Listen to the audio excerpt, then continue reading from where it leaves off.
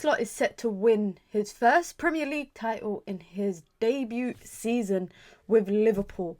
And at the hands of Manchester City at the Etihad, Liverpool, I think, tactically outclassed Pep Guardiola and Manchester City. Long gone are the days where Man City can dominate possession and walk away with 3 points. Pep Guardiola and Manchester City still have a lot to learn this season, but I think it's safe to say that Liverpool comfortably have one hand on the title as they go 11 points clear, top of the table after Arsenal dropped points this week, and Mohamed Salah is doing it all, on course to have individually one of the best Premier League campaigns I've probably seen from a player, both statistically and probably in terms of accolades. I think he's going to pick up every individual award for a player en route to the Premier League title. But 2-0 to Liverpool.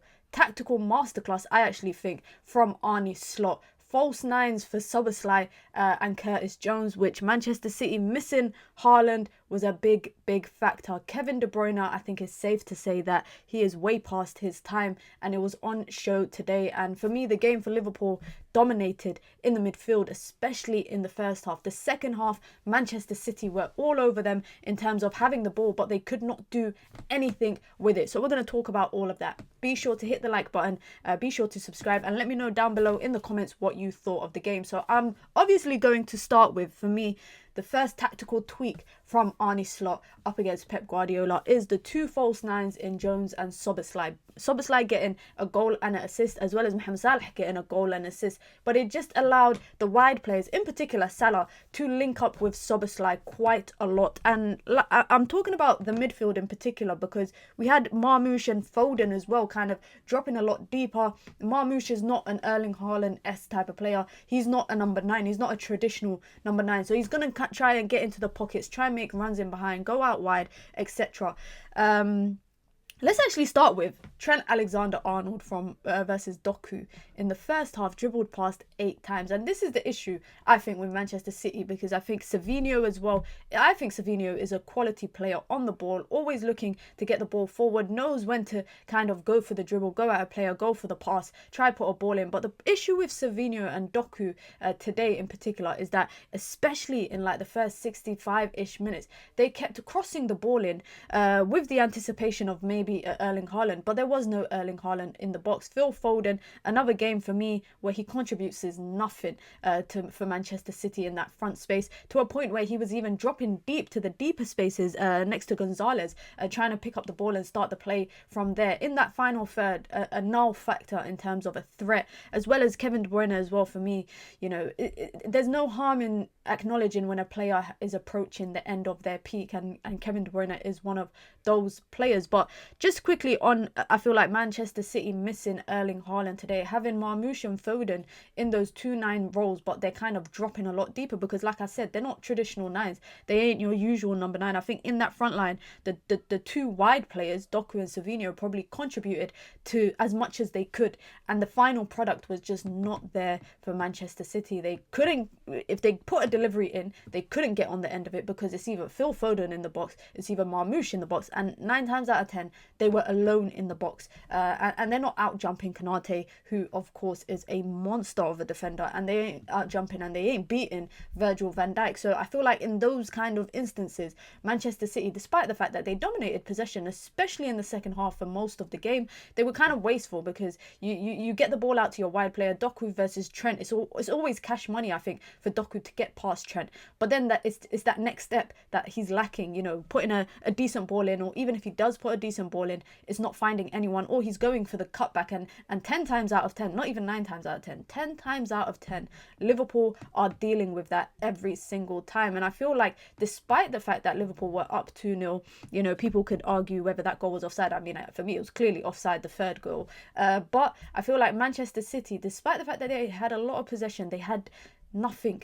They couldn't do nothing with it, and that's the issue. I think Manchester City and Pep need to realise that long gone are the days where Manchester City can dominate and pepper teams in possession and walk away with 3 points. Today they had Liverpool pinned, especially in the second half. They had them pinned in their own third, but they had nothing. They had no quality in front of goal to get that first goal that they probably needed, that maybe would have took the sting out of the scoreline. But Liverpool, for me, just set up very, very well. Very compact defensively to a point where, you know, you had Gravenberch and McAllister in that double pivot. And I say this all the time. For me, Gravenberch, one of the best midfielders in Europe right now, and McAllister, unsung player as well for Liverpool in that midfield. But the two of them playing in that pivot to a point where McAllister was dropping in to create a stacked up back five. And at that point, Manchester City are not going to be able to break that down. Now, that's why I feel like Slot altered his approach to the game. I mean, looking at the lineup at the beginning of the game, I was thinking, you know, Cody Gakpo, I think should have started over Luis Diaz, but apparently a Liverpool fan told me that he's recovering, coming back from an injury, so we saw him come on as well. But Luis Diaz's involvement in the game was very meh for me. A lot of the dominant opportunities for Liverpool was coming in those little link-up moments between Szoboszlai, between Salah, between Jones, between McAllister, Gravenberch being that kind of starting engine for them in the middle of the pitch, progressing the ball. And I actually think it was quite negligent from Pep Guardiola to play Gonzalez as that lone midfielder, having to deal with a lot of Liverpool in transition. You know, in transition, Kevin De Bruyne ain't got the legs to go back, and even when he's trying to get back, he's not going to get there ahead of a Liverpool player. Phil Foden had to keep coming back to support as well in that middle third, and I said it going into the game, for me the game would be won in the midfield. And when I saw the lineup, I definitely felt like the midfield swung in the favour of Liverpool. But just quickly on Mohamed Salah, because I feel like this is a team effort, it's a team game. Liverpool go to, you know, 11 points clear, but Mohamed Salah is having individually one of the best Premier League campaigns, or maybe overall campaign. 51 goal involvements in all competitions. I think he got 41 goal involvements in the Premier League so far. He is a big contributing factor to this surge that Liverpool are having towards the title. And yes, there's other kind of assets in this for them. You know, the Szoboszlai today, another goal and assist as well. Gravenberch in that midfield. Alisson in between the sticks. You got that midfield pairing, the defensive pairing, of Van Dijk and Konate.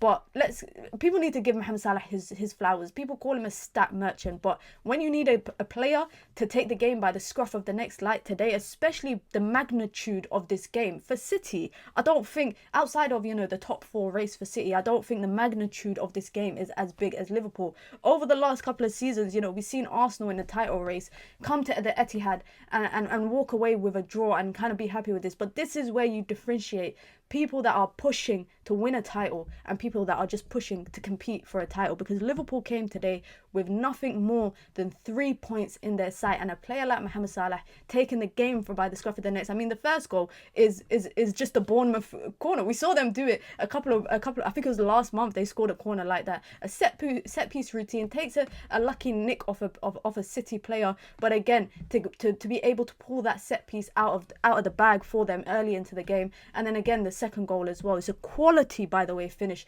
from Szoboszlai. That reverse shot leaves Ederson stunned. Mohamed Salah is easily, for me, the player of the season, and there's still a couple of months to go. And when probably Liverpool lift this title, and it absolutely irks me to say that as a Manchester United fan, to accept that Liverpool are probably going to win the title and bring back number 20 for themselves. But when they do that, Mohamed Salah will be at the forefront of this. I think a lot of people will remember this campaign from him. Of course, like I said, there's so many contributing factors. This is a team game. It's not an individual performance. But he took the game by the scruff of the neck. And that's where I look at players for Manchester City today. They didn't have a player to grab the game by the scruff of the neck and try to change the momentum for them. The player that they so heavily relied on in the past in Kevin De Bruyne is just not that player anymore. Missing Erling Haaland, that physical presence in the midfield, in the front line, to allow the midfielders to be able to have a target man. I feel like Manchester City, since Haaland has kind of arrived, I think their football hasn't evolved necessarily,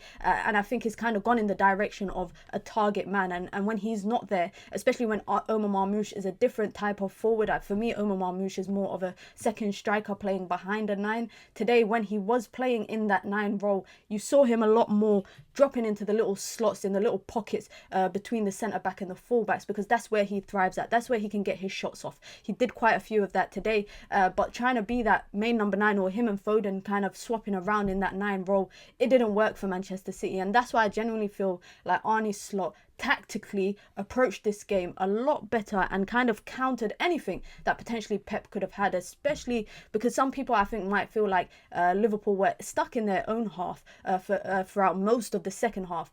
but to be able to kind of stay focused, to stay compact in those kind of moments and not allow Manchester City any opportunities in the passing lanes to a point where they're going out wide, and once they go out wide, and you got Doku in isolation against Trent, you got Savinho in isolation against Robinson. Once they kind of get past their man, there is no real way, or there's no destination for them once they do that. It's that final quality for that final ball in, it was just not there.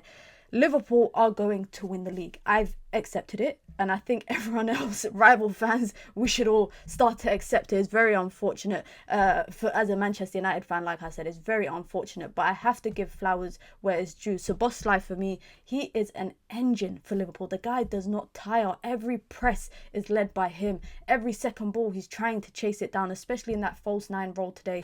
And like I said, I really feel like Arne Slot got it bang on tactically against Pep Guardiola. Manchester City have had so many issues this season, and losing to Manchester United, losing to Liverpool, losing to Arsenal, losing to PSG, losing to Real Madrid. They've lost so many games this season and they look like a shadow of themselves. Pep Guardiola needs to adapt what he probably has built at Manchester City, because like I said, long gone are the days that Manchester City can dominate possession and walk away comfortably with 3 points. Let me know your thoughts down below. Be sure to hit the like button, and if you are new here, please do subscribe.